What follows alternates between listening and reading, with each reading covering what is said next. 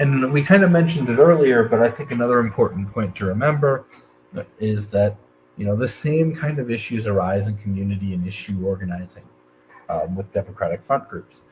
There's a saying that I did Google. I meant to Google it, but I didn't, to see if I could find a source. But the Democratic Party is the graveyard of social movements.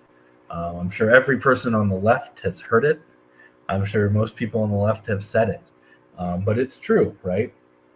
Whether it be political parties like the Labor Party, or social movements, the Democratic Party tends to absorb and corrupt, right? You get, like how we would say during 2020, they get lost in the sauce, even if they can keep their identity. But usually they don't even do that. Usually there might be some baseline level appeasement that brings them into, kind of like that New Deal coalition, right?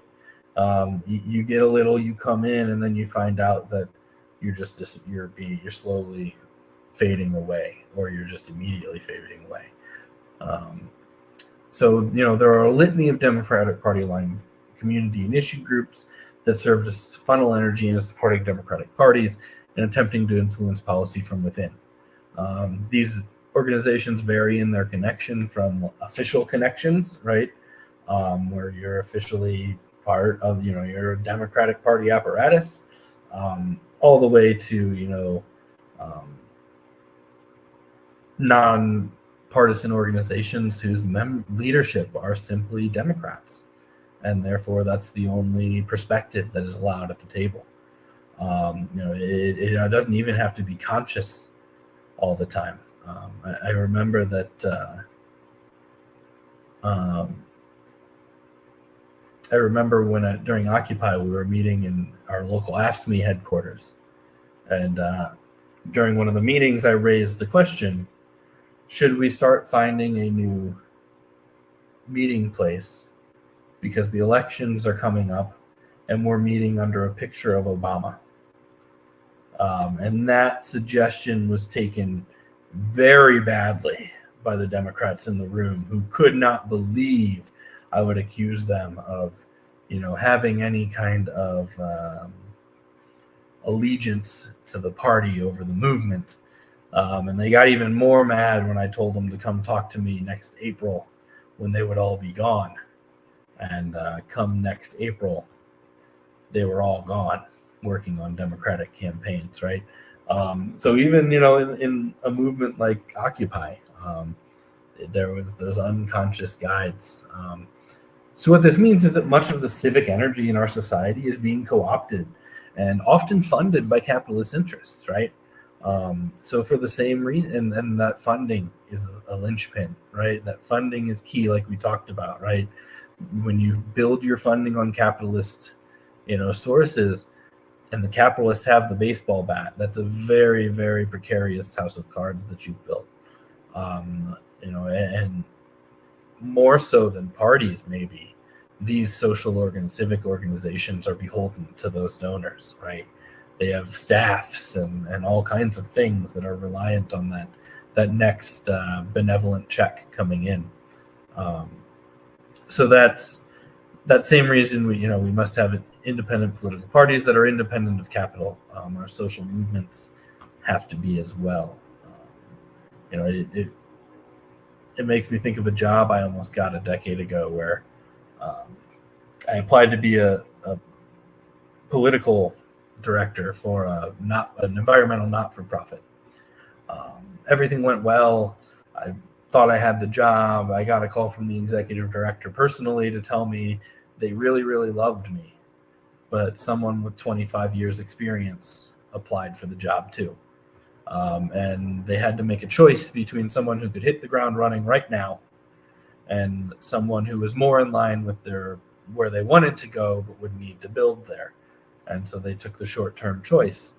And just a few months later, while I was with other fractivists sitting in outside of our governor's office, and people were taking arrests on a daily basis opposing calling for a moratorium on fracking in Illinois, that person who got the job instead of me was in the governor's office with the oil and gas industry, with the Sierra Club, writing the law that legalized fracking in Illinois. So when push came to shove, probably partially, related to that person in charge internal bias, right? That they had an experienced lobbyist who was used to working for compromise, not for values.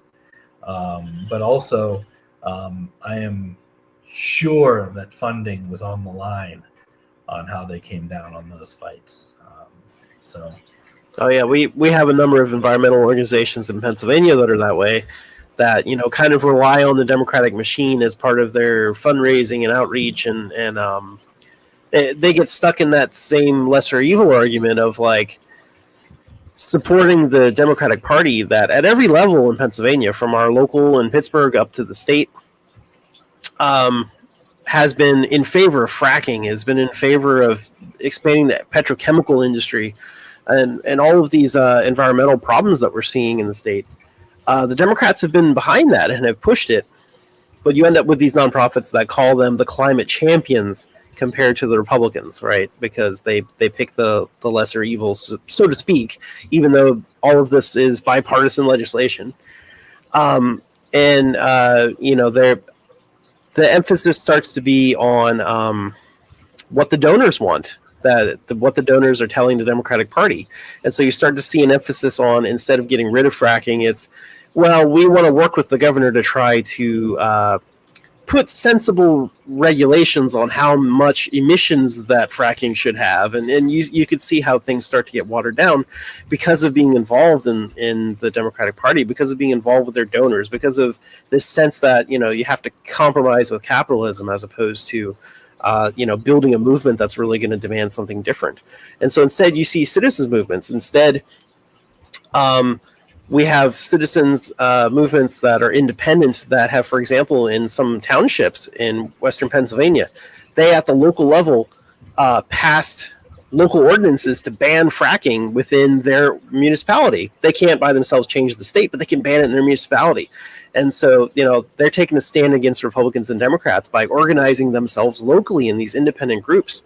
And I think we can take a lot of learn a lot from those experiences. The key thing being we have to remain independent.